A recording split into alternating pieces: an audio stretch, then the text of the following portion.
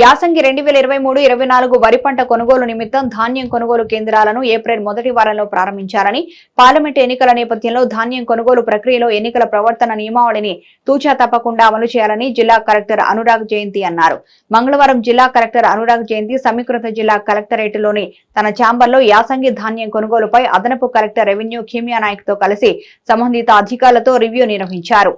ఈ సందర్భంగా జిల్లా కలెక్టర్ అనురాగ్ జయంతి మాట్లాడుతూ పార్లమెంట్ ఎన్నికల నేపథ్యంలో అధికారులు మాత్రమే ధాన్యం కొనుగోలు కేంద్రాలను ప్రారంభించాలని, ఎన్నికల ప్రవర్తన నియమావళి అమల్లో ఉన్నందున ఎక్కడా ప్రజా ప్రతినిధుల ఫోటోలు, రాజకీయ పార్టీల గుర్తులు ప్రతిబింబించేలా ఫ్లెక్సీలు ఏర్పాటు చేయరాదని కలెక్టర్ అధికారులకు స్పష్టమైన ఆదేశాలు జారీ చేశారు. జిల్లాలో అదనపు కలెక్టర్ రెవెన్యూ గారి ఆదేశాల ప్రకారం అవసరమైన మేర ధాన్యం కొనుగోలు కేంద్రాలను పంట కోతలకు అనుగుణంగా ఏప్రిల్ మొదటి వారం నుంచి ఓపెన్ చేయాలని, ఎక్కడ ప్రజా ప్రతినిధులు జోక్యం చేసుకోకుండా చూడాలని అధికారులు ఎప్పటికప్పుడు క్షేత్రస్థాయి తనిఖీలు నిర్వహిస్తూ రైతుల వద్ద నుంచి మద్దతు ధరపై ఎక్కడ ఇబ్బంది లేకుండా కొనుగోలు ప్రక్రియ ప్రణాళికబద్ధంగా పూర్తి చేయాలన్నారు. జిల్లాలో 259 ధాన్యం కొనుగోలు కేంద్రాల ద్వారా ధాన్యం దిగుబడి మద్దతు ధరపై కొనుగోలు చేసేందుకు ప్రణాళికలు సిద్ధం చేసుకున్నామని,